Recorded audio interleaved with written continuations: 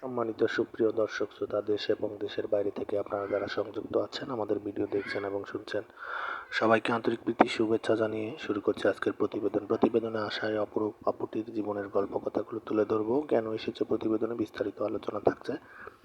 আপুটি দেখতে খুবই চমৎকার। ওনার গায়ের রং ফর্সা, উচ্চতা 5 ফুট 3 ইঞ্চি, স্বাস্থ্য ভালো, পড়াশোনা 10ম শ্রেণী পর্যন্ত পড়াশোনা করেছে উনি। ওনার ফ্যামিলির বড় মেয়ে, ওনার আরেকটা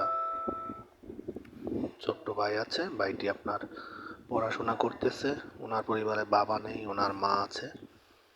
মা সেলাই কাজ করে আর উনি বর্তমানে একটি বিউটি পার্লারে চাকরি করে। উনি বিবাহিতা, ডিভোর্সি। ওনার হাজব্যান্ড এর সাথে ওনার 1 বছরের মাথায় সম্পর্ক ছিন্ন হয়ে যায়। এরপর থেকে আর বিয়ে শাদী বসেনি। বর্তমান বয়স 23 বছর।